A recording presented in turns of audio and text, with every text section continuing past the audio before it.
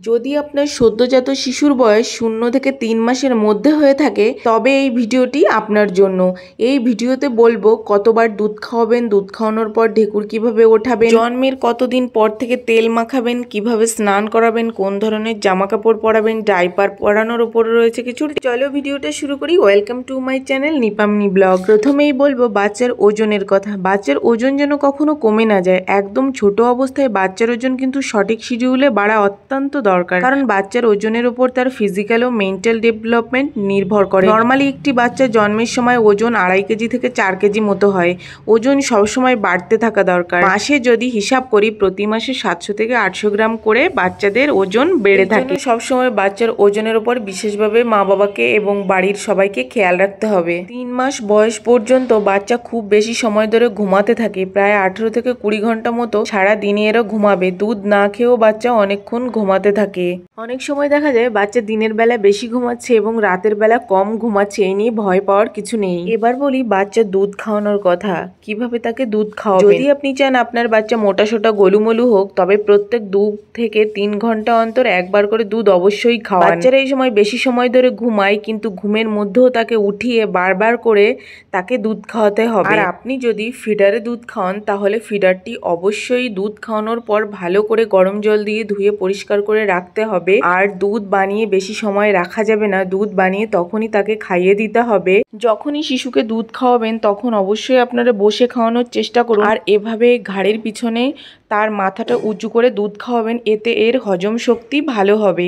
আর দুধ খাওয়ানোর সময় সব সময় নিপিলটাকে বেশি করে ভেতরে ঢুকিয়ে খাওয়ানোর চেষ্টা করুন এবং 15 থেকে 20 মিনিট ধরে বাচ্চাকে দুধ খাওয়ানোর চেষ্টা করুন। এখানে আপনাদের সঙ্গে একটা টিপস শেয়ার করি। যখনই বাচ্চাকে আপনারা দুধ খাওয়াতে যাবেন তার আগে 1 গ্লাস জল খেয়ে নিন, এতে দুধটা ভালো আসবে এবং বাচ্চা পেট ভরে খেতে পারবে। বাচ্চা যদি পেট ভরে দুধ খায় তাহলে ভালো ঘুমাবে, কান্নাকাটি করবে না, একটুও জ্বালাতন করবে না, স্বাস্থ্যটা ঠিক থাকবে। এবার বলবো বাচ্চাকে ধরার আগে হাত ধোয়া। বাচ্চাকে ধরার আগে অবশ্যই হাত পরিষ্কার করে নিতে হবে, কারণ বাচ্চার স্কিন থাকে খুব সেনসিটিভ এবং বাইরে রয়েছে নানান রকম রোগ জীবাণু, যেটা আমাদের হাত থেকে ওদের শরীরে যেতে পারে। তাই আমাদের ভালো করে হ্যান্ড ওয়াশ এবং সাবান ব্যবহার করে হাত পরিষ্কার করে নিয়ে তবেই বাচ্চাদেরকে আমাদের ধরতে হবে। এবার বলি বাচ্চাকে কোলে নেওয়ার কথা। কিভাবে কোলে নিলে বাচ্চার কোনো ক্ষতি হবে না। সদ্যজাত শিশুর হাড়গুলো থাকে খুবই নরম, ওই জন্য ঘাড়ের পিছনে হাত দিয়ে বা মাথার পেছনে হাত দিয়ে তাকে সবসময় মাথাটা উপর দিকে রেখেই কোলে নিতে হবে। এবার বলবো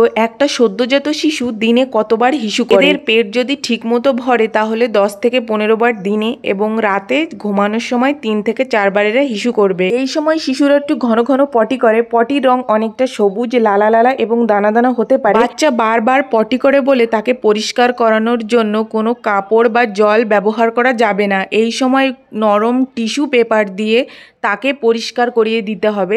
যদি কোনো সময় লক্ষ্য করেন যে শিশুর ত্বকে এরকম লাল বা এরকম দানা দানা উঠেছে বা ছেলে গেছে, তাহলে অবশ্যই আপনারা ডাক্তারের পরামর্শ নিন।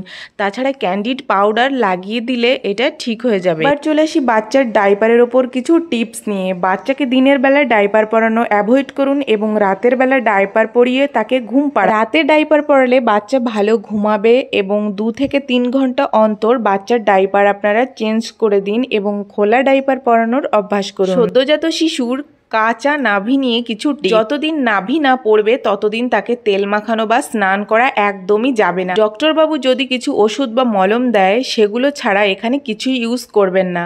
আর নাভি না পড়া পর্যন্ত এভাবেই তাকে ডাইপার পরান। এই সময়ে বাচ্চাকে পরিষ্কার রাখার জন্য হালকা উষ্ণ গরম জলে নরম কাপড় ভিজিয়ে নিংড়ে সেটা দিয়ে বাচ্চার গা মুছিয়ে দিন। এই সময় আপনারা খেয়াল রাখুন কোনো রকম যেন ওখানে কোনো জল না যায়, তাহলে এটা পেকে পুঁজ বেরিয়ে যাবে। 1 মাস যেহেতু সদ্যজাত শিশুকে তেল মাখানো বারণ থাকে, ওই জন্য 2 মাস থেকে আপনারা 2 বেলা শিশুকে তেল মাসাজ করুন। তেল মাসাজ করলে বাচ্চার শরীরে ব্লাড সার্কুলেশন ভালো হয়, ওদের হাড়ের গঠন সুন্দর হয় এবং ওরা সহজেই বেড়ে ওঠে। সকালবেলা আপনারা তেল মাসাজ করতে পারেন। এছাড়া রাতে ঘুমানোর আগেও আপনারা তেল মাসাজ করতে পারেন, এতে ওর ঘুমটাও ভালো হবে, কান্নাকাটি কম করবে। আর বাজারে রয়েছে প্রচুর বডি অয়েল, আপনারা জনসন বা হিমালয়া ইউজ করতে পারেন। এছাড়া এছাড়াও আপনারা বাচ্চাকে অলিভ অয়েল তেলটা ইউজ করাতে পারেন। চলে আসি বাচ্চাকে কিভাবে স্নান করানোর আগে তেল মালিশ করিয়ে নিলে অবশ্যই ভালো হবে।